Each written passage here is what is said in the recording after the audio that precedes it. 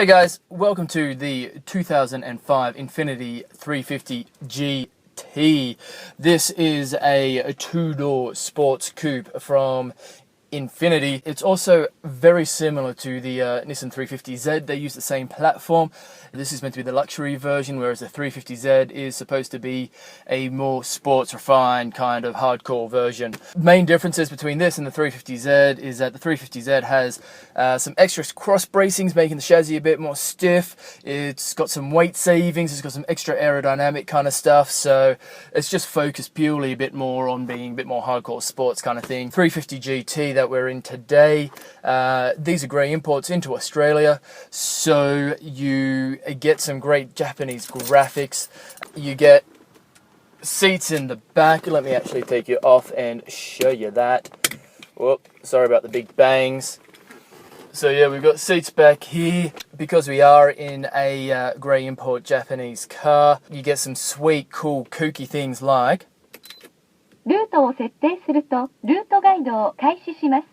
no idea what she's saying, but I'm sure it's incredibly important. Let me show you a little bit about the front dash here so you can get an idea of how it all looks. Here's those sweet Japanese graphics. I don't speak Japanese. You get this pop-up GPS little screen here, which is pretty awesome. Problem is though, because it is a Japanese car and it's not imported through the dealerships into Australia, it's all in Japanese. The GPS is only set for Japan, so you don't get any of the Australian maps in there. Also get mini disc player. You don't get many of them these days, do you? Or ever. Anyway, let me show you the outside of the car. The Infinitis aren't my favourite kind of look, but, you know, it doesn't matter. You're sitting on the inside of it.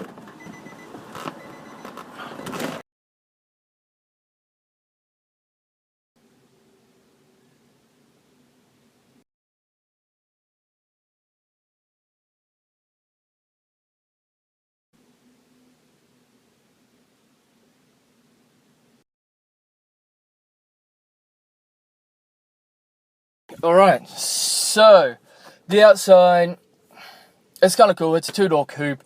These are some sweet aftermarket wheels that are on there. They're a black wheel with a purple clear coat over it, so you get this really cool kind of purple colour when the sun hits them right. Infiniti did just start coming to Australia. Not really a fan of the design of the new cars, or even of the old cars, to be honest. It kind of looks like it's had a bad reaction to peanuts, so a little bit unfortunate there, but you know what? You might enjoy it, you might like it, and that's all completely cool. Anyway, to start one of these up, what you got to do is you got to put your foot on the clutch, twist the key. Apparently it's a safety feature, putting your foot on the clutch. That makes it safe. Anyway, to reverse, you've got to put, it's 6-gear manual, this one. You've got to push the gear shift down into itself, pull it to the right, and then back, and that'll get you into reverse. Anyway, let's see how this thing goes.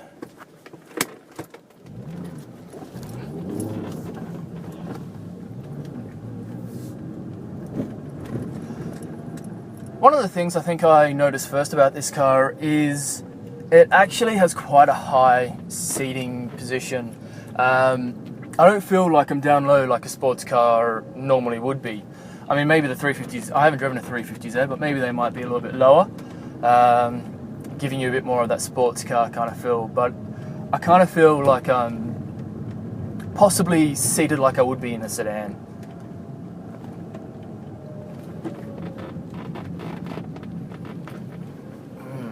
Let's give it some beans up this short little runway.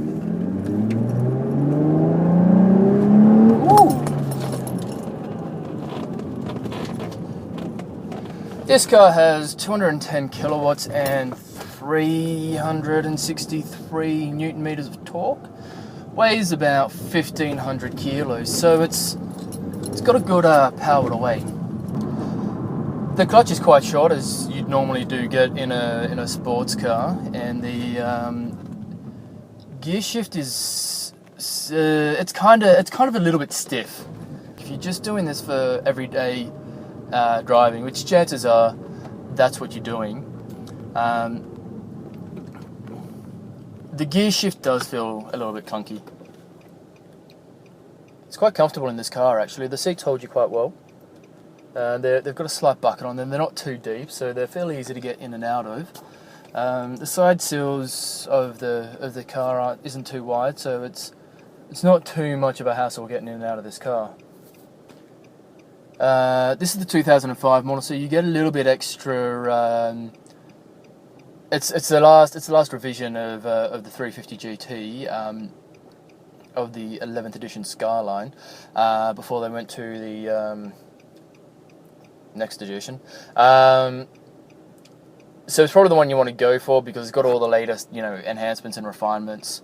A lot of the differences between the early 2002 model and this one, it's mainly cosmetic stuff. They did do some refinements to things like the brake and clutch pedals and stuff like that. So it's nothing major really. What you really want to know about though is that this model has a fancy plasma ion air conditioner and heated mirrors. They're the two things you want to know about. They're important. Soaks up bumps fairly decently actually. It's not a particularly stiff car. It's not particularly, a hugely stiff chassis that you have in this car. The suspension's not too firm. It feels like it, can handle the amount of power. It feels like it's strong enough to do what it should do with that power, but it's not over the top. It's not making bumps in the road unbearable by any means. Ooh, let's test out that air conditioning.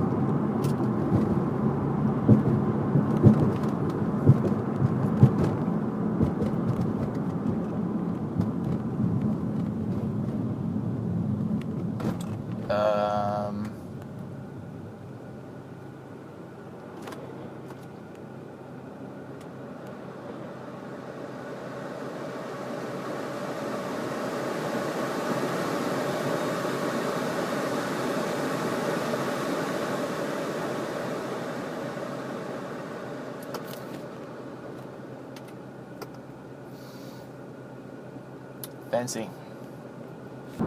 If you like the Nissan 350Z, but you do find it a little bit too firm, a little bit too sports-like, because I know some sports cars, when they start getting those chassis really stiff, they really don't do well over bumps in the road. This drives really quite nicely. It's got good power. It soaks up those bumps. It's comfortable. It's got a Bose sound system, so it sounds good. I think these cars are probably around $18,000 at the moment. Anyway, it's a Nissan, so it's built properly. It's not going to just let you down. Nice car. This seat's a little bit wobbly though. Got a bit of a squeak in it. That's a bit strange. And actually, I feel like the steering wheel is slightly off-centered. It's a little bit to the right. Actually, it's quite light steering as well, so it's easy to maneuver it around. But I do feel like the steering wheel is slightly off to the right, or am I slightly off to the left? Maybe it's me. Anyway, make sure you leave me some feedback. Have you driven one of these Infinitis before? Have you owned one of these before? Let me know what your thoughts are. Like my video, subscribe to my channel. Next car is going to be a Mercedes-Benz C200 compressor, 2009 model. I'll see you guys then. Ciao.